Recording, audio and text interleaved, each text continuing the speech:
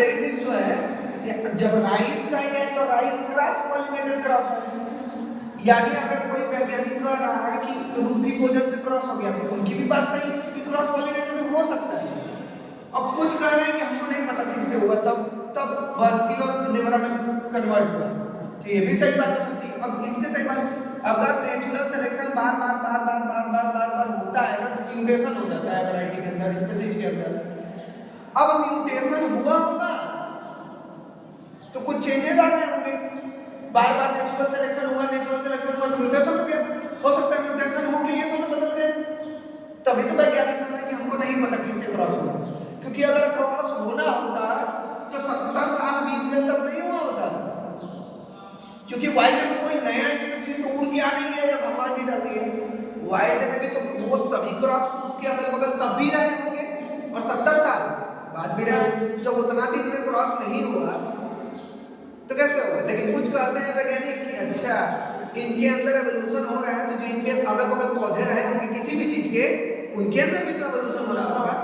हो सकता है एवोल्यूशन कर करके क्रॉस कर दिया होगा।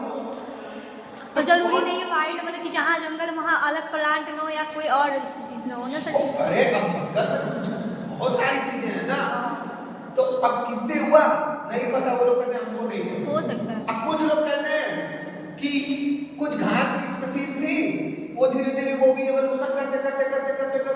भाई कहा जा रहा है ना कि खरबूजा को देख के खरबूजा रंग बदलता है, तो राइस की तरह उसने भी अपने अंदर एवोल्यूशन करके सेम कैरेक्टर ले लिया होगा, और सेम कैरेक्टर लेकर के वो राइस का बिहेवियर ले लिया होगा, उसी का नाम रख दिया और रूपी भोजन का उसी से क्रॉस करके बर्थी और निवरा बना लिया। तो मैं जब भी बच्चों को पढ़ाता हूं तो मैं दोनों बातें रख देता हूं कि भाई बार जितने अंदर नेचुरल सिलेक्शन हो रहा है मतलब म्यूटेशन हो रहा है, वो म्यूटेशन होकर के भी हो सकता है या फिर किसी से क्रॉस हुआ होगा। अब किससे क्रॉस हुआ वो तो नहीं पता, हमको अननोन है, हो सकता है कुछ भी हो, हम नहीं जानते। या कुछ कहते हैं कि उसका रूपी भोजन नाम था, तो मान ली, लेकिन बेटा कौन बात है और ऐसे रूपी भोजन हम देखे ही नहीं है, तो कुछ भी ना तुम लोग कहोगे कि